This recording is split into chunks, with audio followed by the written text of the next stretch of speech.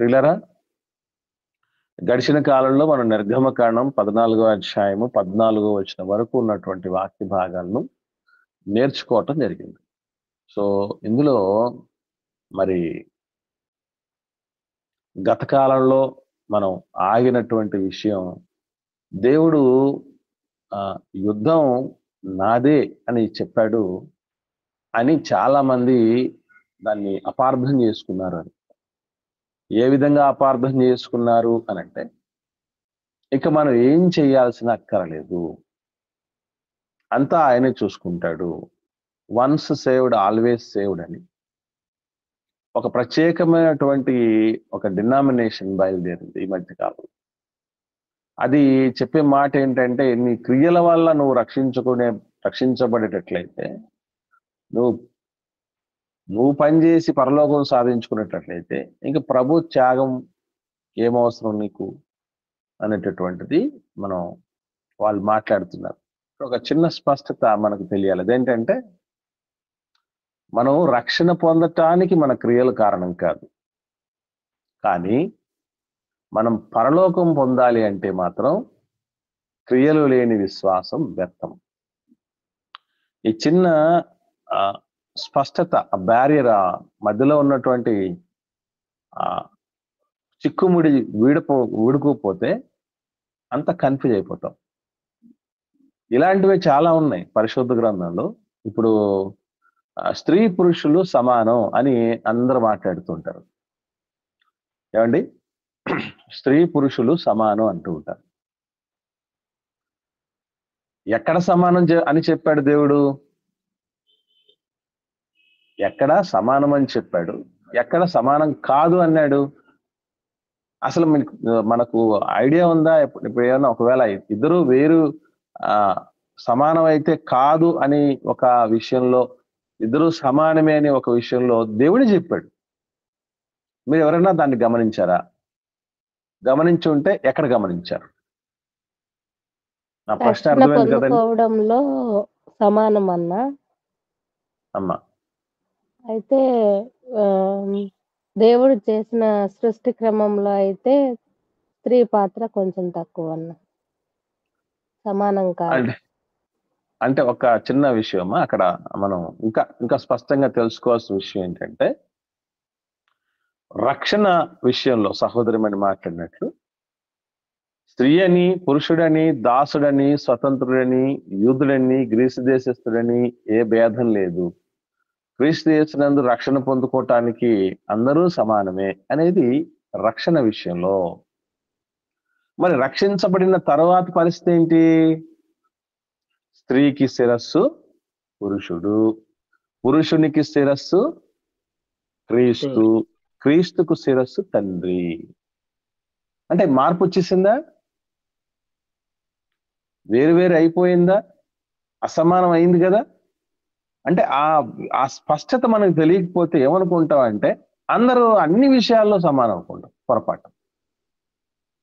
అలాగే ఇక్కడ కూడా మనకు మన క్రియల వలన కలిగింది కాదు. ఏమిటది? రక్షణ. రక్షణ క్రియల వల్ల మనం పొందుకోలేదు, కానీ పరలోకం మాత్రం రక్షించబడిన తర్వాత ఏ క్రియలు చేయనటువంటి వాడికి పరలోకమే లేదు. వాని క్రియల చొప్పున సిద్ధపరచబడిన జీతం నా దగ్గర ఉందంట. కాబట్టి అలాగే యుద్ధం యెహోవాది అనగానే ఇక మనం ఏం చేయాల్సిన పని లేదు, మనం రిలాక్స్ అయిపోవాలని కాదు. మరి అలాంటప్పుడు ఇశ్రాయేలీలకు ఆయుధాలు ఎందుకు ఇవ్వాల్సి వచ్చింది? ఇశ్రాయేలీల దగ్గర ఆయుధాలు ఉన్నాయి. యెహోషువ గారి దగ్గర ఏముందని చదివామండి? కత్తి వాడి చేత అని రాయబడింది. యెహోషువ గారి దగ్గర కత్తి ఉంది. యుద్ధాలు చేశారు.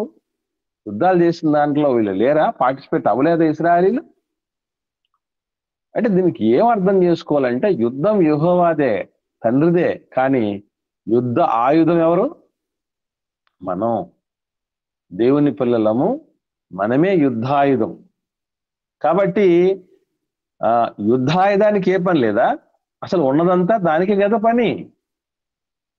యుద్ధ ఆయుధానికి కదా ఉన్నది ఇంత పనంతా. ఇంట్లో వాడే ఆయుధం వంటలో వాడతాం, వంటకు వాడచ్చు. కొన్ని రకాలైనటువంటి పనులకు కొన్ని రకాలైన ఆయుధాలు వాడతాం ఈజీగా పని అయిపోవటానికి. వాటన్నిటికంటే ప్రధానమైన ఆయుధం దేవుడి చేతిలో ఆయుధం. కాబట్టి దేవుడి చేతిలో ఆయుధాలుగా మనం మారవలసిన వారం, అనేకులకు వెలుగు చూపించాల్సినటువంటి చక్కని సాధనాలం మనం. అందుకే అసలు బైబిల్లో దేవుడు మన అవయవాలే ఆయుధాలు అని అంటాడు. అవయవాలను ఆయుధాలుగా పోల్చిన సందర్భం ఉంది బైబిల్లో. ఐడియా ఉందండి ఎక్కడన్నా ఎవరికైనా? మన అవయవాలను దేవుడు ఆయుధాలు అని పోల్చిన సందర్భాలు మీరు ఎప్పుడైనా చూసారా? నాలుకను గురించి వాడిగల కత్తి అన్నట్టు. ఓకేమ్మా. ఇంకా అంటే మీరు ఒకటి చెప్పారు, అసలు మొత్తం అంతా టోటల్ అవయవాలన్నిటి గురించి మాట్లాడిన సందర్భం ఉంది దేవుడిది, దేవుడు చెప్పినటువంటి మాట. ఒకసారి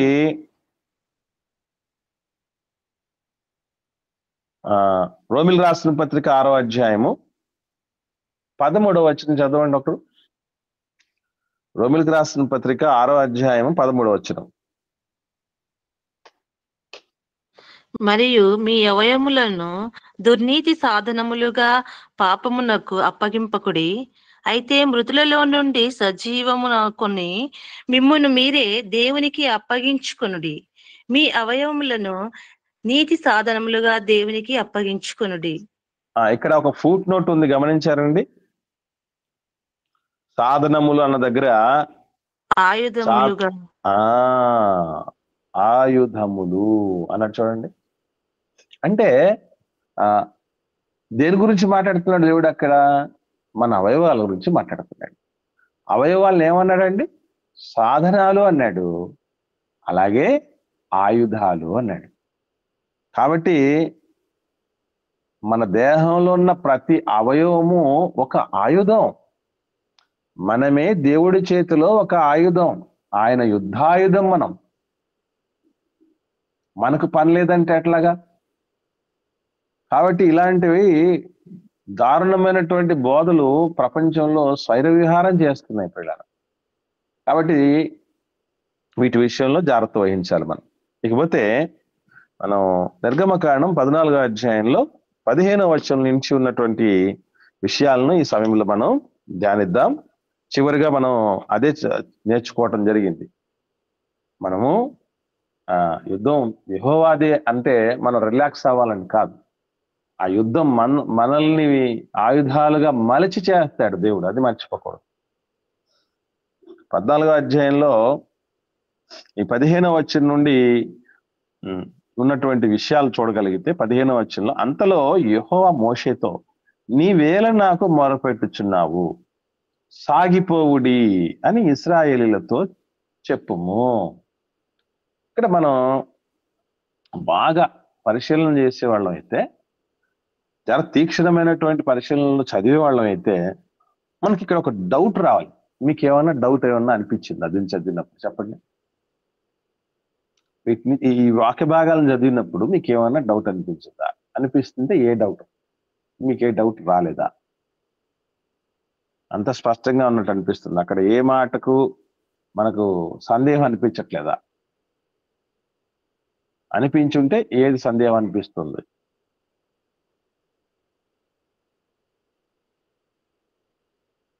ఏదైనా మీరు త్వరగా మాట్లాడండి, సైలెంట్గా ఉండకుండా. బ్రదర్స్ కానీ సిస్టర్స్ కానీ ఎవరైనా సరే. ఇక్కడ మనం అంటే పరిశీలనగా చదువుతున్నాం, పరిశోధనాత్మకంగా చదువుతున్నాం దేవుడి మాటలనంటే అక్కడ మనకు సందేహం రావాలి. ఏమిటా సందేహం?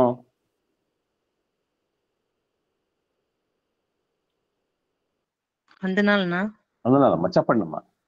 అన్న, ముందు ఆయన ఇచ్చు రక్షణను మీరు ఊరికి నిల్చుని చూడమని చెప్పినాడు కదా, అయినప్పటికీ వాళ్ళు దేవుని పైన మొర పెట్టడము, ఆయన్ను గోజాడినట్టుగా చూస్తున్నాంనా. అంటే ఇక్కడ ఇశ్రాయేల్ కాదమ్మా మొరపెట్టింది, అక్కడ మళ్ళా మోషే గారిని అంటున్నాడు దేవుడు, నీవు నాకేలా మొరపెడుతున్నావని. ఇశ్రాయేల్ అంటే ఏదో అల్ప విశ్వాసంతో ఉన్నారు కాబట్టి మళ్ళీ మొరపెడుతున్నారు అనుకోవచ్చు, అని మోషే గారట కదా చేసేది. అది ఓకే, అక్కడ ఇంకా సూక్ష్మంగా మనం ఆలోచన చేస్తే ఆ ముందటి వచనాల్లో ఎక్కడైనా మోషే గారు దేవుడికి మొరపెట్టినట్టు ఉందా? మనం 15వ వచనం చదివాం కదండి. 15వ వచనానికి ముందు వచనాలు 14 ఉన్నాయి. ఈ 14 వచనాల్లో ఎక్కడే గాని మోషే గారు దేవుడికి మొరపెట్టినట్టు లేదు కదా. ఆ పై వచనాల్లో ఇశ్రాయేలీయులతో మోషే గారు మాట్లాడతారు అంతే. మోషే గారు వచ్చి దేవుడితో మొరపెట్టినట్టు లేదు కదా. కానీ 15వ వచనంలోకి వస్తే రాగానే నీవేళ నాకు మొరపెడుతున్నావు అని అంటున్నాడు దేవుడు. అంటే కొన్ని విషయాలు రాయబడని విషయాలు ఉంటాయి. అది ఇంత ముందు కూడా మీకు చెప్పాను, అపోక్రిపా అంటారు వాటిని. అంటే అలాగా కొన్ని గ్రంథస్థం చేయబడిన విషయాలు కొన్ని కనబడుతూ ఉంటాయి మనకి. అంటే ఇచ్చిన క్లూను బట్టి మనం తెలుసుకోవచ్చు. ఇప్పుడు ఫర్ ఎగ్జాంపుల్ ఇంతకుముందు మనం ఒక ఎగ్జాంపుల్ కూడా చూసాం, గుర్తుందో లేదు, రాయబడినటువంటి ఈ విషయాలు 4 సువార్త పత్రికల్లో రాయబడిన విషయం మనకు అపోస్తలుల కార్యముల గ్రంథంలో కనపడుతుంది. ఎవరికైనా గుర్తుందండి? ఇంతకుముందు చెప్పాను నేను ఇదే విషయం, నేను మీతో పంచుకోవటం జరిగింది. ఎవరికైనా ఐడియా ఉందండి?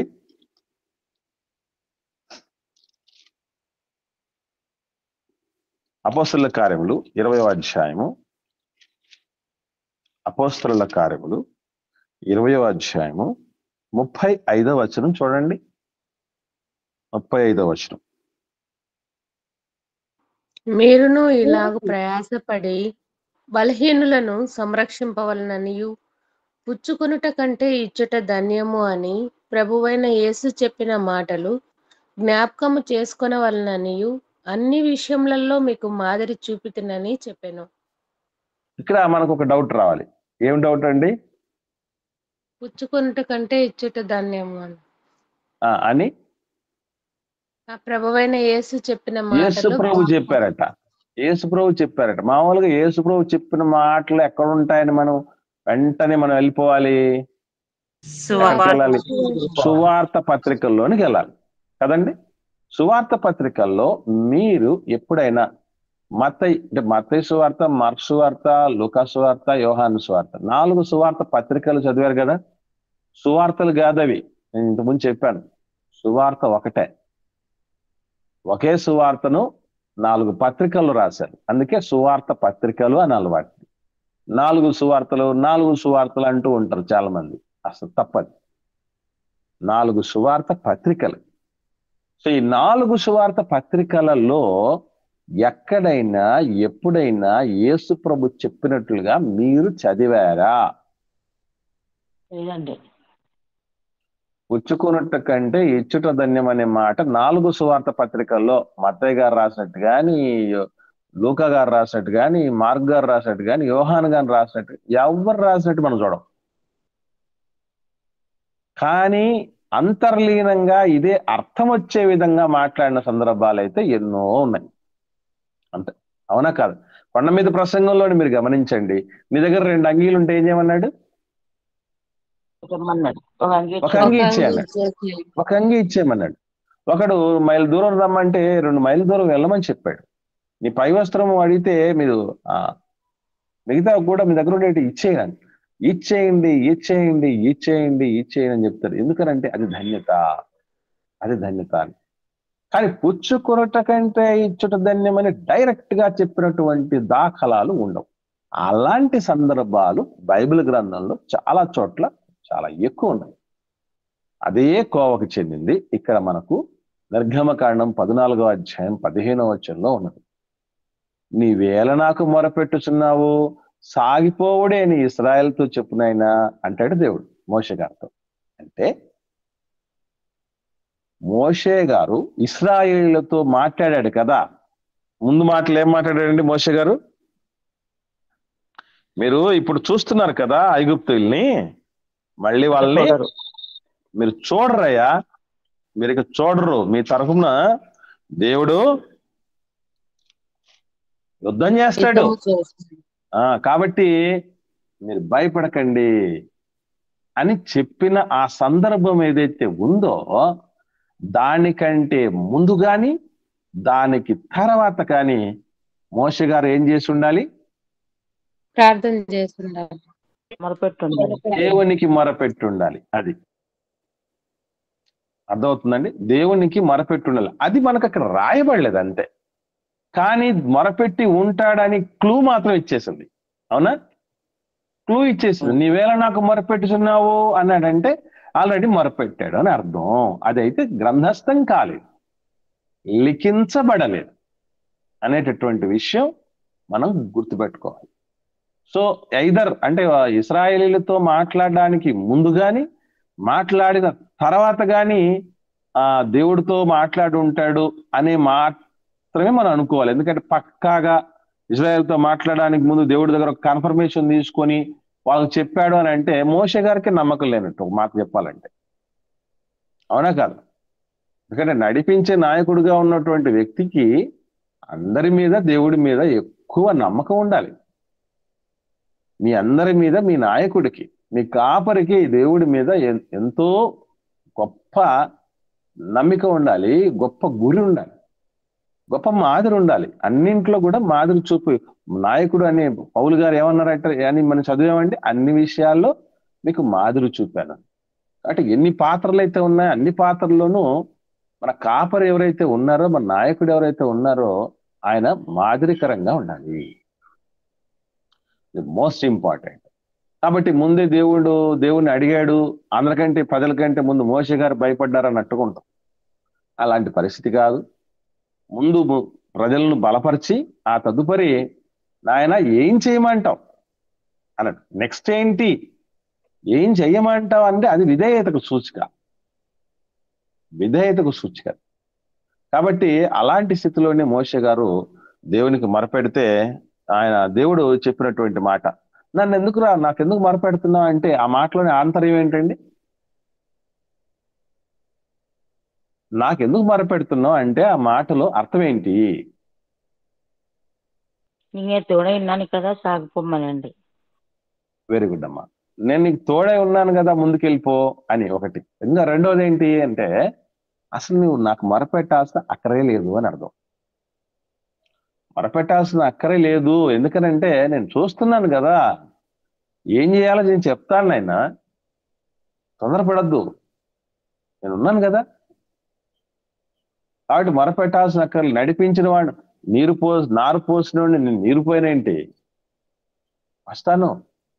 అడ్డొచ్చిన నీటిని తొలగించకపోనేంటి, అన్ని చేస్తాను అనేది దేవుడు చెప్పినటువంటి మాట. నెక్స్ట్ ఏమన్నాడు అంటే సాగిపోమని ఇశ్రాయేలుకు చెప్పాడు. మరి ఎట్లా సాగిపోతారు? ఆ పక్క ఈ పక్క ఎడారి, ఏమండి, ఇరు ప్రక్కల ఎడారి ఉంది. ముందు పక్కేమో అగమ్యంగా కనిపించే సముద్రాన్ని చూస్తే ఎట్లా అనిపిస్తుందండి? మీరు గమనించారు ఎప్పుడన్నా సముద్రాల్ని గమనించినప్పుడు ఎట్లా ఉంటుందంటే ఈ గమ్యం ఎక్కడో, ఆ తీరం ఎక్కడ దొరుకుతుందో అనేది ఏమనిపించదండి. ఆకాశము ఆ సముద్రం రెండు ఎట్లా ఉంటాయండి? కలిసిపోయినట్టుంటాయండి. కలిసిపోయినట్టు ఉంటాయి. ఎక్కడే కానీ ఎండింగ్ అనేది కనిపించదండి. అలాంటి పరిస్థితుల్లో అగమ్యంగా కనిపించే ఈ సముద్రం ఒకటి, తరుముకొస్తున్నటువంటి ఫరో సైన్యాలు రెండు ప్రక్కల ఎడారి. ఈ టైంలో దేవుడు చెప్పిన మాట, నువ్వు సాగిపోరా, గో హెడ్ అన్నాడు. ఎట్లా సాగిపోతారు? ఎక్కడికి సాగిపోవాలి ఇప్పుడు? అందుకే నెక్స్ట్ వెంటనే ఇచ్చినటువంటి క్లారిఫికేషన్ దేవుడు ఏంటది అంటే, నీవు నీ కర్రనెత్తి 16వ వచనంలో, నిర్గమకాండం 14వ అధ్యాయం 16వ వచనం, నీవు నీ కర్రనెత్తి ఆ సముద్రం వైపు నీ చెయ్యి చాపి దాన్ని పాయలుగా చేయుము. అప్పుడు ఇశ్రాయేలు సముద్రము మధ్యను ఆరిన నేల మీద నడిచిపోవుదురు. అస్సలండి దేవుడు చెప్పే కొన్ని మాటలు నమ్మశక్యంగా అస్సలు ఉండవండి. అస్సలు నమ్మడానికి మనకు సభ్య సమాజంలో ఈజ్ ఇట్ పాసిబుల్ అన్నట్టుగా ఉంటుంది. ఇది సాధ్యమా అన్నట్టుగానే ఉంటుంది. కొన్ని ఎగ్జాంపుల్స్ దేవుడు అంటే నమ్మటానికి ఏ మాత్రం వీల్లేని కొన్ని మాటలు చెప్పినట్టుగా ఉంది. కొన్ని చెప్పండి మీకు తెలిసినవి. అసలు నమ్మడానికి వీటిని మనకు అసలు అనిపించదండి అన్నవి ఏమన్నా దేవుడు చెప్పేటి మీ వినికిడిలో ఏమన్నా కొన్ని ఉన్నాయా? ఈ కొండెళ్ళి అవతల పడిపోమని సముద్రంలో పడిపోమన్నాడు చెప్పడం మాట. ఓకే అది అమ్మా. ఆశ్చర్యంగా ఇప్పుడు అనిపించింది. చూడండి, మీరు వెరీ గుడ్ అమ్మా. మీరు ఆవగించంత విశ్వాసం కలిగి ఉంటే ఈ కొండని మీరు సముద్రంలో నాటబడి ఉందా అని మీరు చెప్తే ఈ కంబల చెట్టును ఇక్కడి నుంచి తీసుకెళ్ళిపోయి సముద్రంలో నాటబడుతుందని అంటే అది సాధ్యం అవుద్దంటే అసలు మనకు అది నమ్మటం సాధ్యమా? అలాంటి నమ్మటం మనకు సాధ్యమా? ఇంకా చెప్పండి. అబ్రహాం గారికి 100 ఏళ్ల వయసులో పిల్లలు పుడతారని చెప్పడం కూడా నమ్మట్లేదు. ఆయనే అస్సలు నమ్మలేదు మనం కదా. నాకెట్లా కలుగుతుంది అని డైరెక్ట్ గా మోషే గారికి 100 ఏళ్ళ అబ్రహాం కనటం ఏంటి, 90 ఏళ్ల శారా కనటం ఏంటి అయ్యా బాబు? చూసారా? అంటే దేవుడు చెప్పేవన్నీ కూడా నమ్మటానికి మన నమ్మకముతో, మన ఆలోచనతో, మన మెదడుతో అస్సలు ఆలోచన చేస్తే ఇది అయ్యే పని కాదు అని ఆయన అనిపిస్తుంది. ఇంకా చెప్పండి.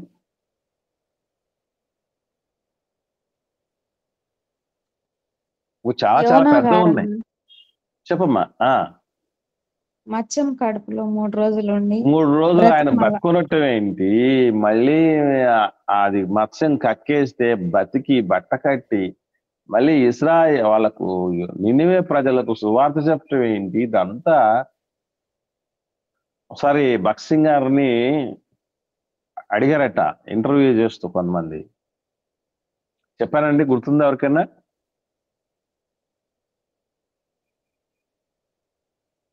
ఆయన అడిగారట, సార్ మీ బైబిల్లో కొన్ని నమ్మశక్యంగా అస్సలు ఉండవు కదండి, ఏంటండి విచిత్రంగా చేప మింగటం ఏంటి మనిషిని, 3 రోజులు ఆయన బతుకుండటం ఏంటి లోపల, అక్కడ ఎన్నో ఫ్లూయిడ్స్ రిలీజ్ అవుతూ ఉంటాయి కదా, జీర్ణ రసాలు ఉత్పత్తి అవుతూ ఉంటాయి, ఆ రసాల దాటికి అసలు ఆయన ఎప్పుడో చచ్చిపోయేవాడు పరిస్థితి కదా, లేదంటే ఒక్క బైట్ అంటే ఒక్క కొరికిన పరిస్థితి ఉంటే తిమింగలం 2 ముక్కలు అయిపోతారు కదండి, లోపల భయంకరమైనటువంటి పరిస్థితులు ఉంటాయి కదండి, మనిషి మళ్ళీ బతకటం ఏంటి, బతికి మళ్ళీ ఆ కార్యక్రమాలని చేయటం ఏంటి సార్, మీరు ఎట్లా సార్ దీన్ని నమ్ముతున్నారా అని అడిగారట.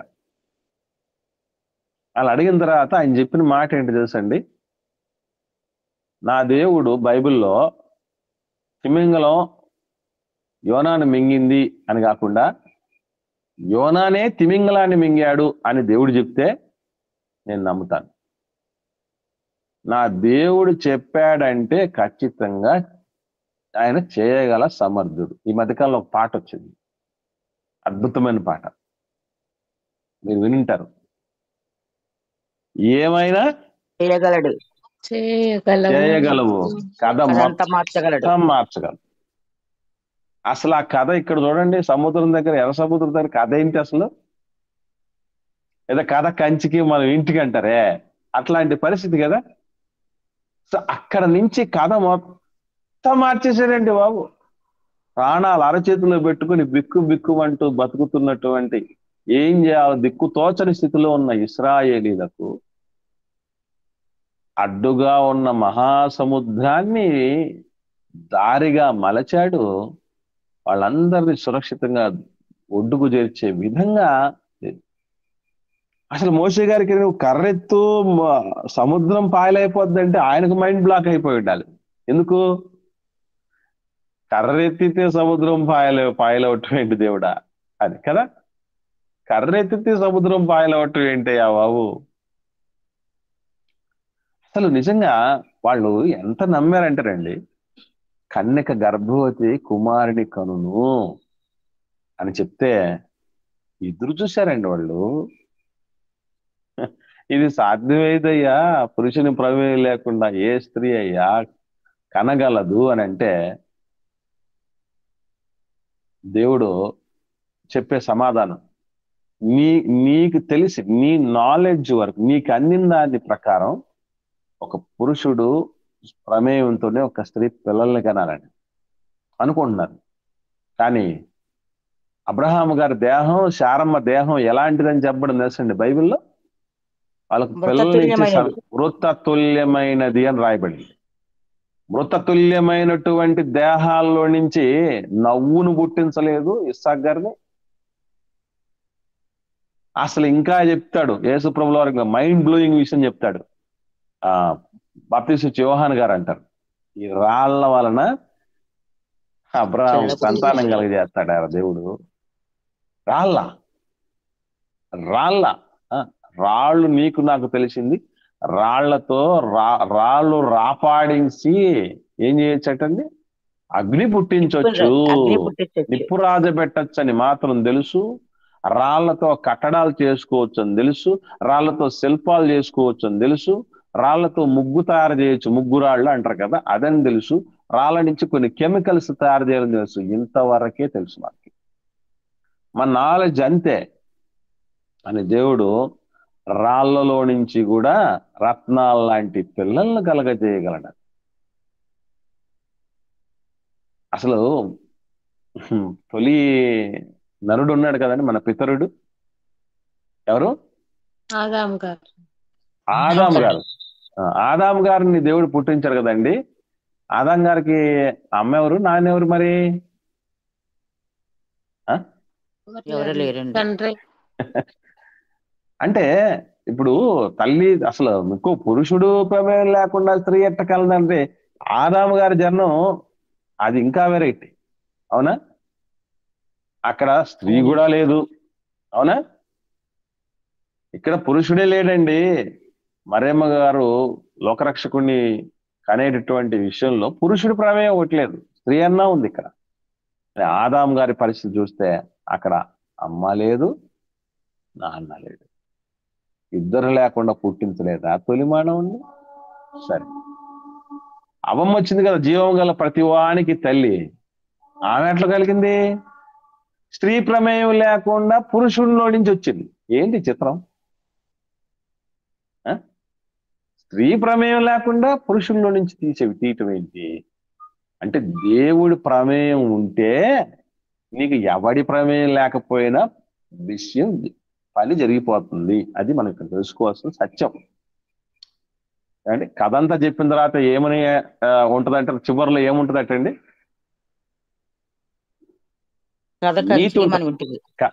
కథలోని నీతి ఏమిటంటే అంటాం కదా, కథలోని నీతి ఏంటంటే అంటాం కదండి. నీతి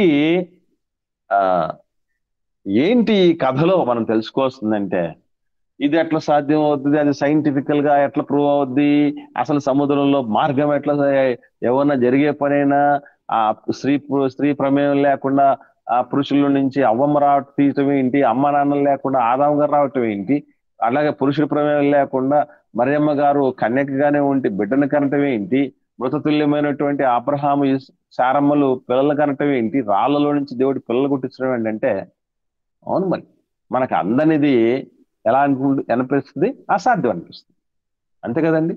మన ఊహలకి, మన ఆలోచనలకు, మన తెలివితేటలకు, మన స్థాయికి, మన పరిధికి అందని ప్రతిదాన్ని జరగదేమో అనుకుంటాం. అంతే.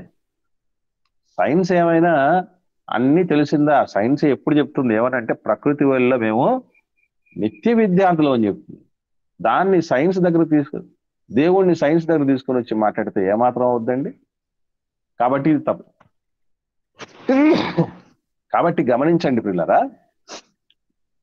మనం దేవుడు ఇక్కడ మోషే గారిని కర్రెత్తు అంటే మారు మాట్లాడలేదు.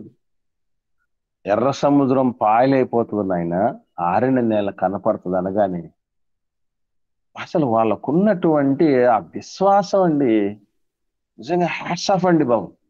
ఆ టైంలో నమ్మడానికి అవ్వదండి, చాలా కష్టం. ఏంటి ఇట్లాంటి పరిస్థితుల్లో దేవుడు ఏదో పరాశకాలు ఆడుతున్నాడు, కామెడీ చేస్తున్నాడు మాతో అన్నట్టుగా ఉంటది అది. కానీ అందుకే దేవుడు ఎప్పుడు అంటాడు, నమ్మితే అద్భుతాలు చూస్తాం. నమ్మితే అద్భుతాలు, నమ్మకపోతే అదృశ్యమైపోవటమే. ఇక మనం ఎందుకు పనికి రాకుండా పోవటమే. నమ్మగలిగితే అద్భుతాలు చూస్తాం.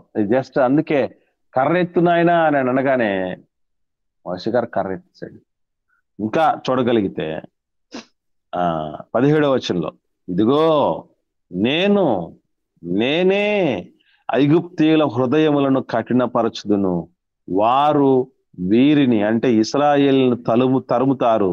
నేను ఫరో వలనను అతని సమస్త సేనల వలనను అతని రథముల వలనను అతని గుర్రపు రౌతుల వలనను నాకు మహిమ తెచ్చుకొందును.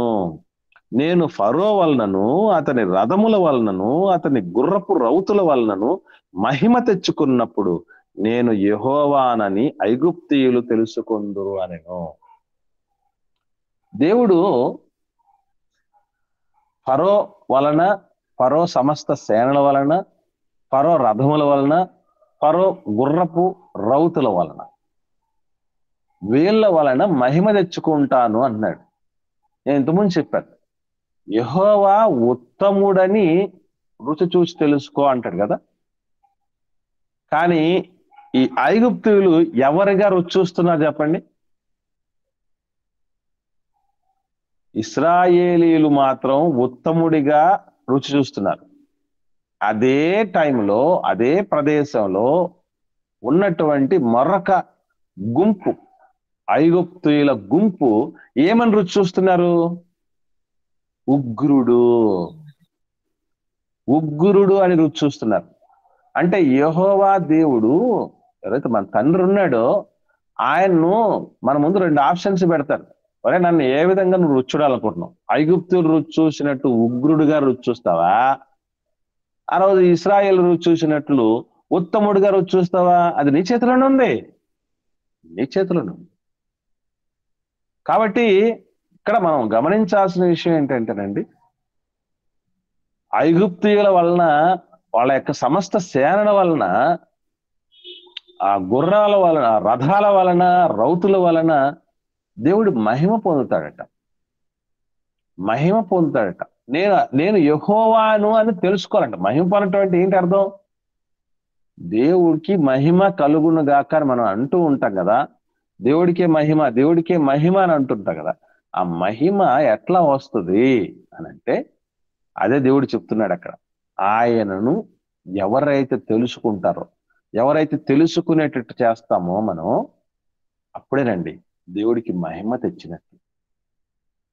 మనం ఏదో మన ఆ విధంగా అనుకున్నప్పుడు మీరు అనుకుంటారు కేవలం సేవకులే కదా తెలియజెప్పేదని. పొరపాటు. మన బ్రతుకు కంటే మించిన సౌండింగ్. అందుకే actions speak more than louder అన్నారు. అది విన్నారు ఎవరన్నా? అది సామెత. మన పనులు, మన చర్యలు మాటల కంటే గంభీరంగా మాట్లాడతాయట. మన అరుపులు, కేకల కంటే గంభీరంగా వెళ్ళేవి మన యొక్క చర్యలు, మన పనులు, మన క్రియలు, మన చేష్టలు అనేటటువంటిదట. కాబట్టి మన యొక్క ప్రవర్తన ద్వారా కూడా దేవుడికి మహిమ తెచ్చే విధంగా మన మాట ద్వారా చేయొచ్చు, మన కమిట్మెంట్ ద్వారా చేయొచ్చు, మనం చేసే చర్యలన్నిటి ద్వారా దేవుడికి మహిమ తేవచ్చు. సో మహిమ తేవటం అంటే ఒకటే, దేవుడు ఉన్నాడు వీళ్ళలో, వీళ్ళను దేవుడు నడిపిస్తున్నాడు. దేవుడి యొక్క ఆస్థానంలో, ఆధీనములో వీళ్ళు ఉన్నారు అని ప్రజలు ఎప్పుడైతే అనుకుంటారో అప్పుడేనండి దేవుడికి మహిమ. ఇశ్రాయేలును చూసిన ప్రతిసారి చుట్టుప్రక్కల ఉన్న ప్రజలందరూ కూడా ఒకటే అర్థం చేస్తున్నారు. వాళ్ళని చూడలేదు, వాళ్ళు ఇశ్రాయేలును చూసి ఎవరిని గుర్తు తెచ్చుకున్నారు? ఇశ్రాయేలును చూసి మనకు తెలుసు, రాహాబు అనేటటువంటి ఆవిడ యెరికో పట్టణంలో వేగుల వారు వచ్చి ఆమె దగ్గరికి రాగానే ఎవరు గుర్తొచ్చారండి? వేగుల వారేమో ఇశ్రాయేలీలు. కానీ ఇశ్రాయేలును చూసి ఎవరు గుర్తొచ్చారు ఆమెకి అంటే దేవుడు గుర్తొచ్చాడు. ఈరోజు మనల్ని చూసి మన దేవుడు గుర్తొచ్చే విధంగా మనం బతకాలి. చిత్రం ఏంటంటే అసలు మనల్ని కన్న మన అమ్మ నాన్నలు తలపించే విధంగా బతకటమే సవాల్.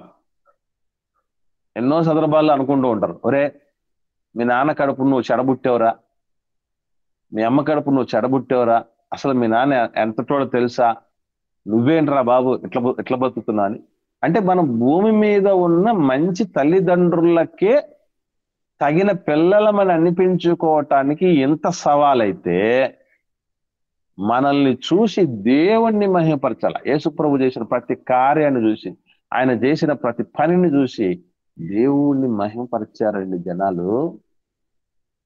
ఈరోజు మనల్ని చూసి దేవుణ్ణి మహిమపరిచేటటువంటి అంత గొప్ప స్థితిలోనికి మనం వస్తున్నామా? మన పనులు అలాగే ఉన్నాయా? మన ఆలోచనలు అలా ఉన్నాయా? ఒకసారి ఆత్మ విమర్శ చేసుకుందాం మనం అందరం.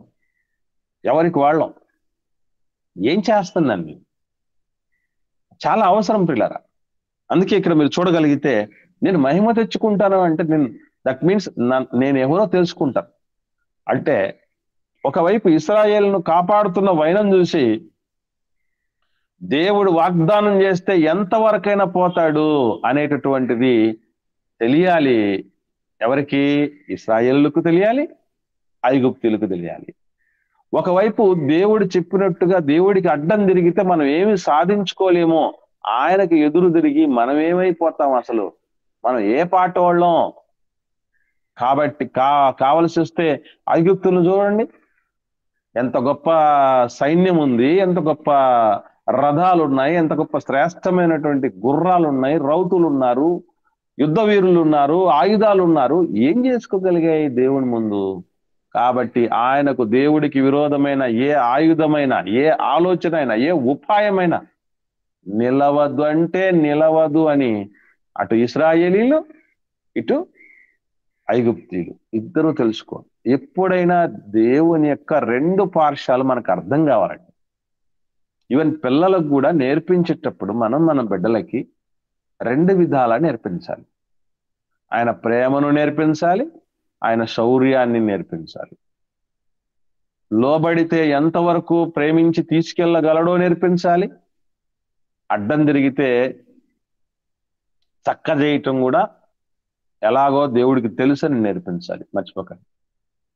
కాబట్టి ఆ రోజు ఐగుప్తీయులో గర్వాన్ని అణిచేశాడు దేవుడు. ఈరోజు మనం ఎవరమన్నా ఏ కారణాన్ని బట్టైనా, దేన్ని బట్టైనా మనం అతిశయిస్తూ ఉంటే దేవుడు కూడా మనల్ని అణిచేస్తాడు. ఎందుకంటే గర్విష్ఠుల గర్వమును అణిచేస్తాడు దేవుడు. దీనులకు కృప చూపిస్తాడని రాయబడింది. దీనత్వంలో వాళ్ళు ఉన్నారు. దేవా నీవే మాకు దిక్కయా, ఎవరు లేరా? ఎవరు మాకు దిక్కు లేరు నాయన, దిక్కులేని వాళ్ళం అని ఎప్పుడైతే శరణు వచ్చేస్తామో అప్పుడు దేవుడే ఎంతవరకైనా మనల్ని నడిపిస్తాడు. ఆయనే ముందు నేను నడిపిస్తాడు. నమ్మటం మాత్రం చేయాలి. అదే కష్టం ఈరోజు. ప్రపంచంలో ఏదో పెద్ద కష్ట సాధ్యమైనటువంటి దేవుడికి ₹1 ఇవ్వటం అనేది కాదు కష్టం. కష్టం ఏంటో తెలుసండి? ఆయన అన్ని విషయాల్లో నమ్మటమే పెద్ద కష్టం. అన్ని విషయాల్లో దేవుని నమ్మటమే కష్టం. దేవుడు ఏమన్నాడంటే మన విషయంలో చేస్తానని చెప్పింది ఏం చెప్పండి? మన విషయంలో భవిష్యత్తులో చేస్తాను నాయన అని చెప్పినటువంటి విషయాలు ఏంటండి? నిత్య జీవాన్ని నిత్య జీవం ఇస్తానన్నదే. వెరీ గుడ్ అమ్మ. ముందు నిత్య జీవానికి ఇవ్వడానికి ముందు ఏం చేయాలి చెప్పండి? ఆయన నీతిని, రాజ్యాన్ని వెతకాలి. మనం ఓకేనమ్మా. దేవుడు చేయాల్సింది నిత్య జీవం ఇవ్వడానికి ముందు ఏం జరగాలి? మనకి మహిమదేహాలు రావాలి కదండి. నిత్య జీవంలో నిత్యం బతకాలంటే మహిమదేహాలు లేకుండా ఎట్లా పోతాం చెప్పండి? అంటే మహిమదేహం రావాలంటే ముందు ఏం చేయాలి? దానికంటే ముందు ఏం జరగాలి? మృతుల్లో నుంచి. అది కాదమ్మా. మీరు అంటే వెంటనే పెద్ద లాంగ్ జంప్ చేసేస్తున్నారు. చిన్నగా రండి. ఇప్పుడు దేవుడు నిత్య జీవం ఇవ్వాలంటే మనకు మహిమదేహం రావాలి. మహిమదేహం రావడానికి ముందు, జస్ట్ ముందే ఏం జరగాలి? మృతుల్లో నుంచి లేపబడాలండి దేహం. లేపబడిన తర్వాత కదండి మనకు మహిమదేహం వచ్చేది. మృతుల్లో నుంచి లేపబడటం అనేటటువంటి ఈ తంతు, దాని తర్వాత మహిమదేహం రావటం అనేది, ఆ తర్వాత పరలోకాన్ని నేను ఇస్తాను, సంతోషంగా సదాకాలం మీరు నాతో, నేను మీతో ఉంటాము, సంచరిస్తాము, కలిసి భోంచేస్తామని చెప్పిన మాట అందరూ నమ్మేస్తారా? నమ్మేస్తారండి? నిజంగానండి దేవుడి దగ్గరకు వచ్చే వాళ్ళందరూ ఆయన నమ్ముతారు అనుకోవటం మన అవివేకం. ఇది నేను చెప్తున్న మాట కాదు. ఒకసారి దేవుడు ఏమన్నాడు తెలుసండి బైబిల్ గ్రంథంలో అందుకే చెప్పినటువంటి మాట. అందుకే కదండి ఇప్పుడు నీవు నమ్మిన ఎడల దేవుని మహిమను చూస్తావన్నది. వెరీ గుడ్ అమ్మా. అది కాదమ్మా, దానికంటే ఇంకా మంచి మాట ఏంటంటే ఒకసారి హెబ్రీల్ రాసిన పత్రికలో ఒక మాట ఉంది. దేవుని యొద్దకు వచ్చువాడు ఎక్కడుందో ఒకసారి చూడండి. అధ్యాయం అండి 6వ అధ్యాయం చూడండి. వచనం చెప్పమ్మా. దేవుని యొద్దకు వచ్చువాడు ఆయన ఉన్నాడని, తన్ను వెదుకువానికి ఫలము దయచేయు వాడని నమ్మవలెను కదా. 11వ అధ్యాయం 6వ వచనం హెబ్రీల్ రాసిన పత్రిక 11వ అధ్యాయం. థ్యాంక్ యూ తమ్ముడు. 6వ వచనంలో విశ్వాసము లేకుండా దేవునికి ఇష్టడై ఉండుట అసాధ్యం, దేవుని యొద్దకు వచ్చువాడు ఆయన ఉన్నాడని, తన్ను వెదకు వారికి ఫలము దయచేయువాడని నమ్మవలెను కదా. ఇదేంటిది అంటే దేవుడి దగ్గరకు వస్తున్న వాళ్ళు అందరూ నమ్మరా? దేవుడి దగ్గరకు వస్తున్న వాళ్ళందరూ నమ్మరు. ఏంటో ఆ పెద్దోళ్ళు వాళ్ళు వీళ్ళు అంతా ఆ అమ్మో ఈ అయ్యో ఎవరో మీరు రండి మీకు మంచిది, మీకు మేలు అవుతుంది, మీరు బాగుపడతారు, మీకు దీవించబడతారు, కుటుంబాలు కట్టబెడతాయి, ఎన్నో మెలకులు నేర్చుకోవచ్చు, దేవుడు పరలోకం ఇచ్చేస్తాడు, మృతుల్లో నుంచి లేపేస్తాడు, మహిమదేహం ఇచ్చేస్తాడు. ఇవన్నీ చెప్పినప్పుడు అందరూ నమ్మరండి. అందుకే అందరూ రారండి. వచ్చినా ఎక్కువ కాలం ఉండరండి. అవునా కాదు? ఇప్పుడు సంఘానికి పిలిచేటప్పుడు ఏమని పిలుస్తామండి? అన్ని నమ్మశక్యంగానే చెప్పేస్తాం కదా. అంత మానవ మాత్రపు ఆలోచన విధానంతో మనం ఆలోచన చేస్తే నమ్మలేం, వాటిని మనం నమ్మలేం. దేవుడి దగ్గరికి వచ్చే వాళ్ళందరూ కూడా ఆయన ఉన్నాడని కూడా నమ్మరట. చూడండి, గమనించండి. దేవుని యొద్దకు వచ్చేవాడు ఆయన ఉన్నాడని అంటే ఉన్నాడో లేడో ఎవరు తెలుసు? నువ్వు చూసావా, నేను చూశానా? ఈ మాటలు వస్తాయరా చెప్పండి? వస్తాయండి అంటారు. ఈ ఆలోచనలు వస్తాయరా? దేవుడు ఉన్నాడు అని మాట్లాడితే ఏమంటాడంటే ఒకడు వితండవాదం చేస్తూ ఏడురా చూపించు నాకు, దేవుడిని చూపించు నాకు, నేను నమ్ముతున్నప్పుడు అంటాడు. చూసారా? అలా ఉంటాయి. కాబట్టి దేవుడి దగ్గరకు వచ్చే వాళ్ళందరూ కూడా దేవుణ్ణి నమ్మరు. ఆయన ఉన్నాడని కూడా నమ్మరండోయ్. ఉన్నాడని కూడా నమ్మను. నెక్స్ట్ స్టెప్ ఎప్పుడు వస్తాడు? ఇక నెక్స్ట్ స్టెప్ ఏముంది? ఆయన వెదికే వారికి ఫలం ఇస్తాడట. పాట అయితే పాడతాం ఏమని? వెదికే వారికి దొరికేవాడు అని కదా. వెదికే వారికి దొరికేవాడు అయ్యా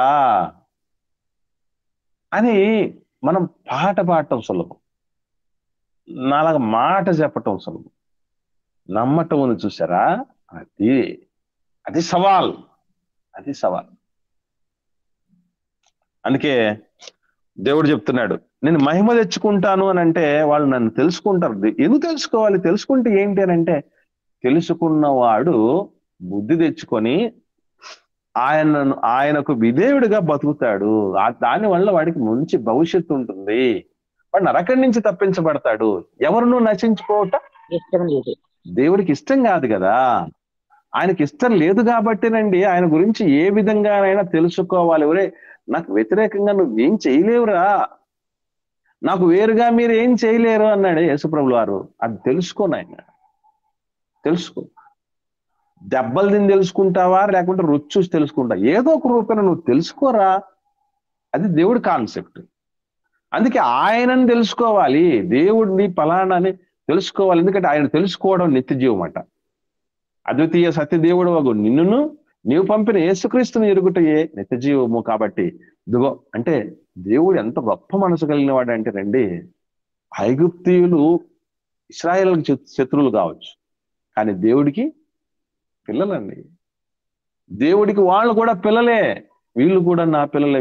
వీళ్ళని ఏదో ఒక రూపాయనైనా రక్షించుకోవాలని ఆ దేవుడి తపన. మనకు అక్కడ స్పష్టంగా కనబడుతుంది. అండి అలా చెప్పిన తర్వాత నెక్స్ట్ అన్నటువంటి మాట ఏంటి అంటే 19వ వచనంలో, 19వ వచనం, నిర్గమకాండం 14వ అధ్యాయం 19వ వచనం. అప్పుడు ఇశ్రాయేలీల ఎదుటకు సమూహములకు ముందుగా నడిచిన దేవదూత వారి వెనకకు పోయి వారిని వెంబడించెను. ఆ మేఘస్తంభం వారి ఎదుట నుండి పోయి వారి వెనుక నిలుచెను. అది ఐగుప్తీయుల సేనకు ఇశ్రాయేళ్ల సేనకు నడుమ ప్రవేశించెను. అది మేఘము గనుక వారికి చీకటి కలిగను గాని రాత్రి అది వీరికి వెలిగించెను గనుక ఆ రాత్రి అంతయు ఐగుప్తీయుల సేన ఇశ్రాయేలీలను సమీపింపలేదు. దేవుడు నిజంగానండి వండర్. ఒక్క మేఘమేనండి, మేఘం, మేఘ స్తంభం, ఇవన్నీ దేవదూత, దేవుడి యొక్క ఉనికికి సూచనలు. దేవుడు ఉన్నాడు అని చెప్పడానికి అవి సూచనలు అన్నమాట. సో ఇక్కడ గమనించగలిగితే రాత్రంతా ఇశ్రాయేలుకు దగ్గర పక్కనే ఉన్నారు వాళ్ళు, కానీ అడుగు ముందుకేయలేకపోతున్నారు ఇశ్రాయేల్ సమీపించడానికి. ఒక అడుగు ముందుకేస్తే కదా ఇశ్రాయేల్ ఏదైనా చంపటానికో వాళ్ళని బందీలుగా తీసుకుపోవటానికో ఏమైనా చేయటానికో వీళ్ళ యుద్ధ నైపుణ్యత చూపించడానికి ఒక అడుగన్న ముందుకేస్తే కదా ఇశ్రాయేల్ సేన.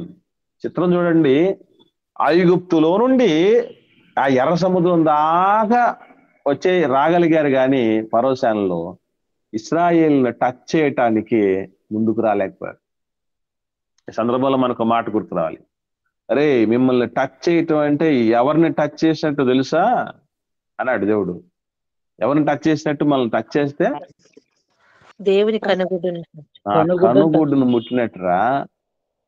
ఏంటి అన్ని గట్స్ ఉన్నోడు ఉన్నాడా ఎవరన్నా?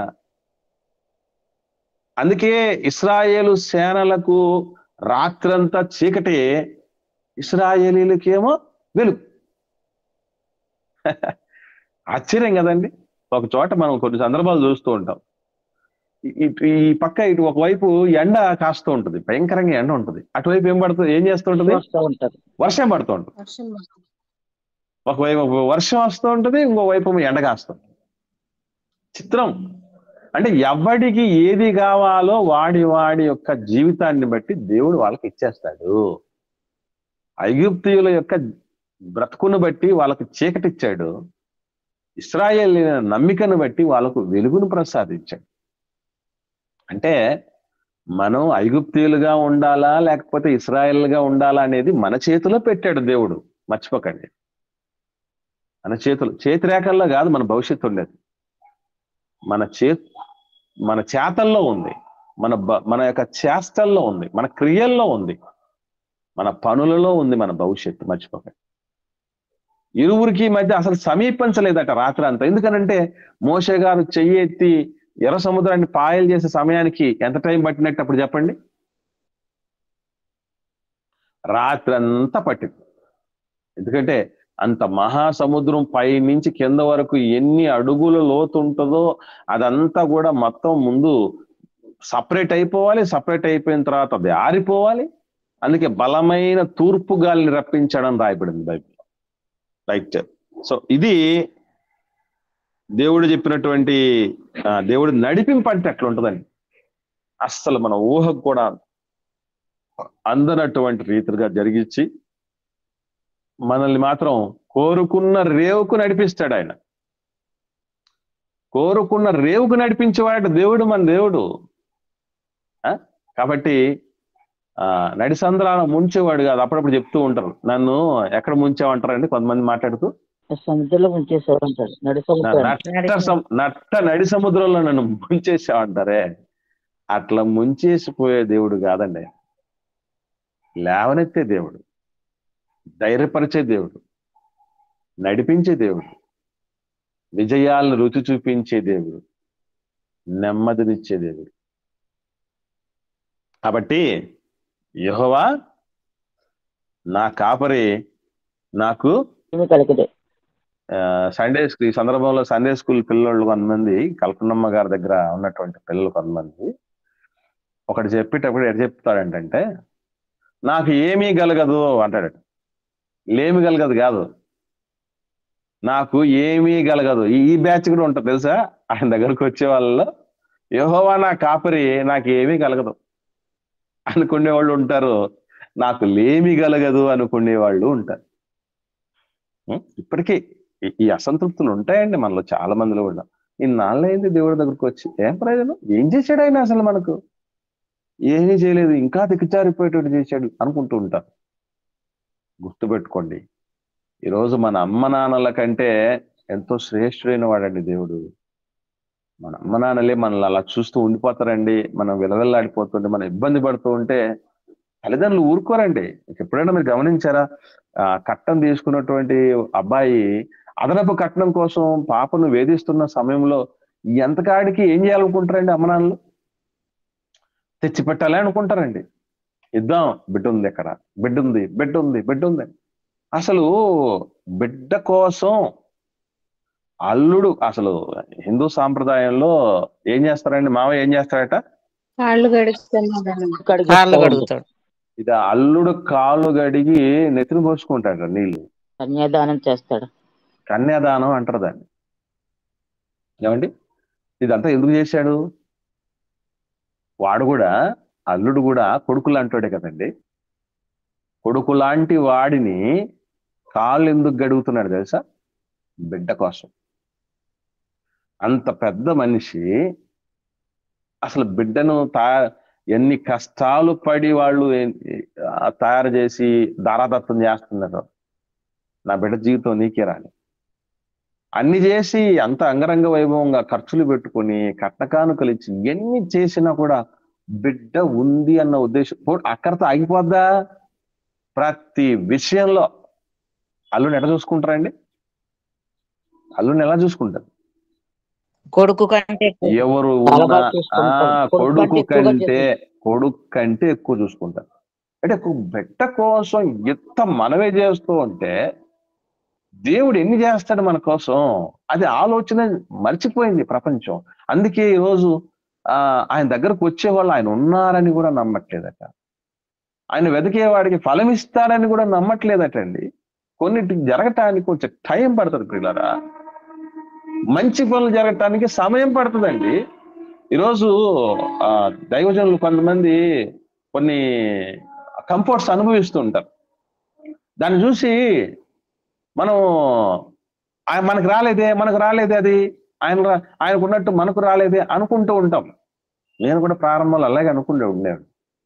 వాళ్ళకి చాలా కంఫర్ట్స్ ఉండినప్పుడు అసలు వాళ్ళు ఆ స్థాయికి రావటానికి ఎన్ని కష్టాలు పడి ఉంటారు తెలుసండి, ఎన్ని ఇబ్బందులు పడి ఉంటారండి. ఉద్యోగం రానోడు ఏమనుకుంటాడండి, ఉద్యోగం వచ్చినోడు చూసి నాకు రాలేదే అనుకుంటాడు.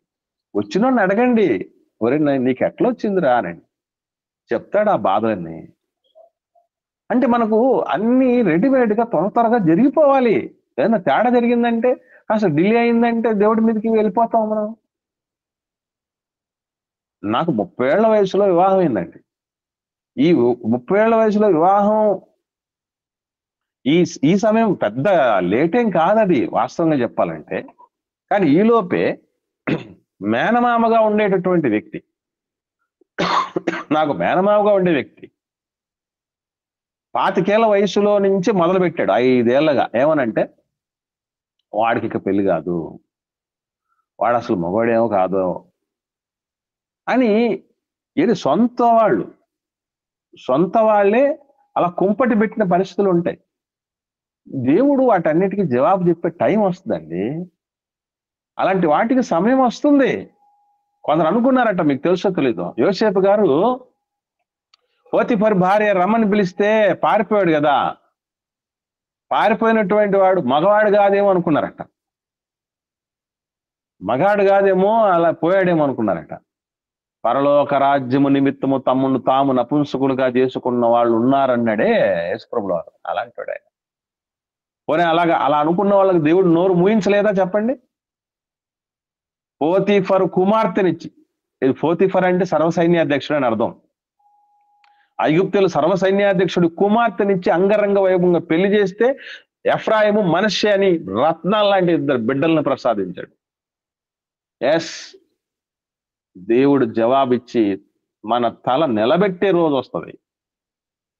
మనల్ని ఎన్ని అనుకున్నటువంటి వాళ్ళకైనా సరే జవాబు చెప్పే రోజు దేవుడు దేవుడికి ఇవ్వాలి. నాయన నీ చేతులు పెడుతున్నాను, నువ్వేం చేస్తావు చెయ్యి, ముంచుతావా తెరుస్తావా, ఏం చేసినా నువ్వేనాయన అనే పరిస్థితికి రావాలి. ఆ మొండి ఆ పట్టుదల అంటారే, ఆ మొండి పట్టుదల భక్తిలో ఉండాలి మనకి. ఇదిగా నాయన నిన్నే నమ్మేసి వచ్చాను, నీ ఇష్టం, నువ్వు ఏం చేసుకుంటావు చేసుకో, అది మనకు ఉండాల్సింది. ఇశ్రాయేల్ ఆ మొండి ధైర్యంతోనే వెళ్ళారు. ఏమండి, ఒక్కడన్నా అనుమానపడి ఉంటే వామ్మో ఈ గోడలుగా నిలిచినటువంటి ఈ సముద్రపు నీళ్లు మళ్ళీ వస్తేనో తిరుగు కలిసిపోతేనో అని ఒక్కడు అనుకోకపోవటం ఏంటండి, ఆశ్చర్యం. అలా ఆశ్చర్యకరంగా వాళ్ళు నమ్మారు కనుకనే అంత అద్భుతకరంగా వాళ్ళు నడిపించబడ్డారు. మనకి ఎందుకు అద్భుతాలు మన జీవితంలో జరగట్లేదు? నమ్మితే కాదు, నమ్మితే అద్భుతాలు చూస్తాం, నమ్మకపోతే అంతే. ఇదండి నిర్గమకాండం 14వ అధ్యాయము 15వ వచనం నుండి 20వ వచనం వరకు ఉన్నటువంటి విషయాలు, 6 వచనాల్లో. మిగిలినటువంటి విషయాలు రేపటి దినం మనం ధ్యానిద్దాం. ఎవరికైనా ఏమన్నా సందేహాలు ఉంటే దయచేసి అడగండి, లేని పక్షాన ఒక ప్రార్థన చేయండి, ముగించుకుందాం.